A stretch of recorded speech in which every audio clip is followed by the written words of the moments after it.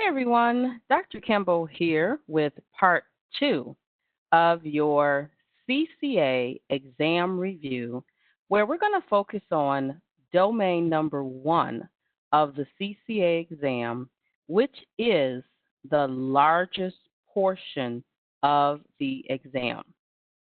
On the CCA exam for domain number one, you are going to be tested on a total of 11 tasks. So let's talk about those tasks now.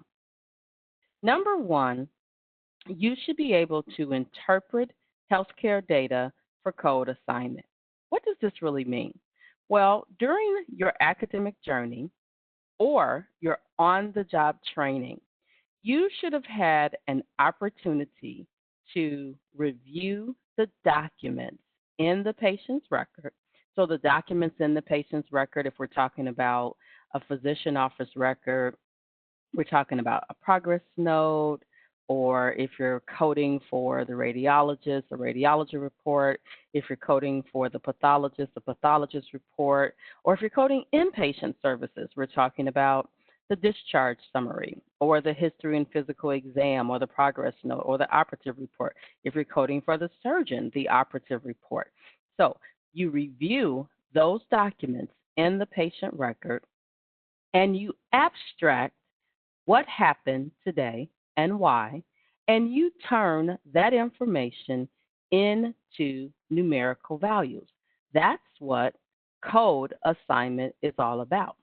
Now, as a part of interpreting healthcare data for a code assignment, we are required to utilize the research that's available to us. Let's face it, guys, when we're looking inside of medical records, there are times when there's information that we don't remember. And I can tell you with 30 years of experience, there's always something in the medical record that I see that I have to stop and research. So it's critical that you research the information that you don't know, that you don't remember, that you don't understand. But that could also include coding guidelines because there is a difference between when you're coding for the provider versus coding for the hospital. As it relates to coding for the hospital, there's a difference when you're coding inpatient versus coding outpatient. All right, so interpreting healthcare data for code assignment includes all of those skill sets. Number two, incorporate clinical vocabularies and terminologies used in health information systems. So in the United States, there are 5 approved HIPAA code sets: CPT, or Current Procedural Terminology; ICHPIC, the Healthcare Common Procedural Coding System; ICD-10, which is the International Classification of Diseases. And as you should know, ICD-10 is divided into 2 parts: ICD-10-CM, which is the diagnosis coding system that's used for all settings, and then ICD-10-PCS, which is utilized for inpatient hospitals in the United States. Then we have CDT, or Current Dental Terminology, and then last but not least, we have National Drug Codes. Now, those are actually not the only terminologies and vocabularies that we actually use in healthcare. These are just the 5 HIPAA approved code sets. So, what are the other terminologies that we can use? Well, in your academic training, I know that you have had a course that utilized a textbook that was titled Information Technology, Health Information Technology. So in that textbook, you probably were exposed to other terminologies such as SNOMED or LOINC. Be sure to go back and review those terminologies as well, because those are also terminologies and vocabularies that you are expected to know.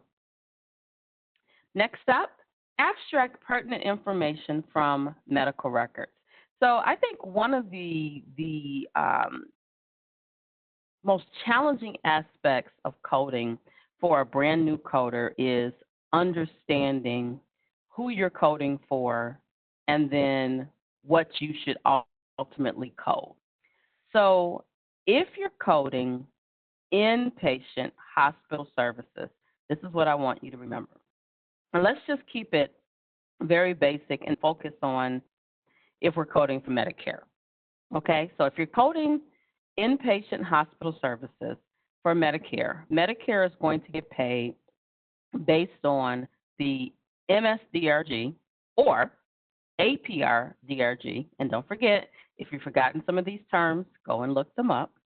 And in order to capture the MSDRG or the APRDRG, we have to utilize ICD-10-CM and ICD-10-PCS.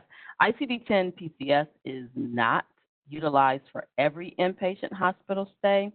And for a refresher on the MSDRG, I recommend visiting the CMS website. Now, for outpatient hospital coding, again, still thinking about Medicare. Medicare reimburses for outpatient services based on the ambulatory patient classification, also known as APC. So APC is actually the opposite of DRG. APC is under the outpatient prospective payment system, whereas MSDRG is under the inpatient prospective payment system. So as it relates to outpatient hospital services, we're talking about those patients that come and go. So diagnostic services, that's when the patient is getting a test to see if something is wrong with them, to diagnose what's wrong with them. Therapeutic, that's when the patient is getting a test or having a service to treat something that's going on with them. We already know what's wrong with them. Ambulatory surgery, obviously, this is when our patient has a problem that's coming in today for surgery. And then observation, that's when the patient is not well enough to go home, but not sick enough to get admitted to the hospital. And then, emergency care, that's for those services when the patient is having an emergent problem and is going to go to that facility for that quick care and is going to go home. And then professional fee services coding is when you're coding for the professional, no matter where that professional is seeing the patient. All right, consult reference materials to facilitate code assignment. Guys, please do yourself a favor and spend some time reviewing. If you're in an academic program, you should have access to CPT Assistant, Coding Clinic for ICD-10-CM, and Coding Clinic for ICHPICs. Just spend some time, number one, understanding why we use these. So if you have your CPT manual, your ICD-10-CM manual, your ICD-10-PCS manuals, which you will need for the CCA exam, you'll see that these manuals are making reference to those references. So prior to the exam, do yourself a favor and pull up a CPT Assistant article, read it, and understand why we would even use a CPT Assistant article, why we would even use a Coding Clinic article. Now, keep in mind, during the CCA exam, you're not going to have access to the internet or access to any resource to access these articles, but you at least need to understand who made them. So AMA is responsible for CPT Assistant. AHA publishes Coding Clinic, but why do we actually have these publications and when do we use them when we're coding? That's what's going to be critical for the CCA exam. All right. The next area is about applying coding guidelines, and it's going to be very critical, guys. And this is something that I think a lot of individuals that are preparing for the CCA exam fail to do, and this is so critical. You really want to sit down with your ICD-10-CM manual in the front of the manual and read your guidelines for cover to cover. So some of your tasks for the CCA exam requires you to apply coding guidelines. So ICD-10 CM guidelines are divided into 4 sections. Section 1 is divided into 3 parts. Section 1A is for the coding conventions. Section 1B is for general coding guidelines, and 1C is for chapter-specific guidelines. All of those guidelines, those 3 areas of Section 1 apply to all settings. But when you're talking about inpatient guidelines, the inpatient coder is going to apply Section 1, 2, 3, and Appendix 1 for POA indicators. If you are outpatient coding, you're going to apply Section 1 and Section 4. If you're coding for the provider, you're going to be applying Section 1 and Section 4. But guys, I hope you see a trend. On the CCA exam, you need all 4 sections, but you need to be able to recognize if you're coding outpatient or if you're coding for the physician, you need to make sure you're following the rules for Section 4. And I know you're probably thinking, well, what do you mean? So when you're coding for outpatient or you're coding for the provider, we can't code uncertain diagnoses. But when you're coding inpatient, you can code uncertain diagnoses. So sit down, review Section 1, 2, 3, and 4 of your ICD-10 CM guidelines. And then on the CCA exam, you're expected to assign codes for inpatient, outpatient, and then physician. And now, please note on the CCA exam, you're not bringing a HCPIC manual. But I wanted you to know from a real-world perspective that we do use HCPICs when we're coding outpatient, when we're coding for the physician. Now, in the hospital setting, oftentimes HCPIC codes are captured by the charge master. That's also a term that you should be familiar with if you've forgotten what the charge master is all about. Just do a quick Google search on the charge master. AHIMA actually has some amazing resources on charge master, so check that out. But what you want to be able to just recognize, if I'm coding for the inpatient hospital, I'm using ICD-10 CM and ICD-10 PCS. If I'm coding for the physician, I'm using CPT and ICD-10 CM.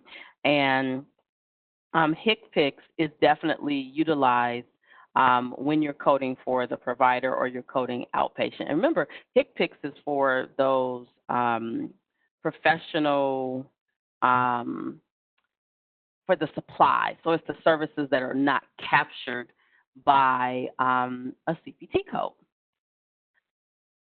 All right, guys. And lastly, sequence codes according to the healthcare setting. So here, this is what I recommend that you do. If you get a copy of the electronic copy of the ICD-10 CM coding guidelines, and you use the edit or the find feature on the guidelines and type in the word sequence. This is a lot of people, when I tell them this, they say, what, you can do this? Yeah, so pull up a copy of the guidelines, okay? And then when you have the copy of the guidelines up, what you want to do is use the find feature and select or type in sequence.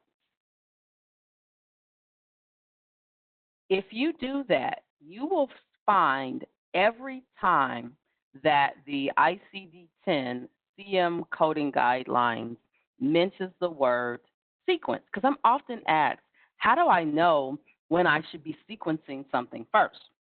Well, of course, you know, we have those rules such as code first, code also, use additional code. That does determine sequencing. But from a diagnosis coding perspective, if you go through the guidelines, that will definitely help you. Now, from a CPT coding perspective, you know, if you have a primary code and an add-on code, you know, the add-on code goes second. All right, guys, this has been Dr. Campbell with your CCA exam review part 2 where we focused on domain 1.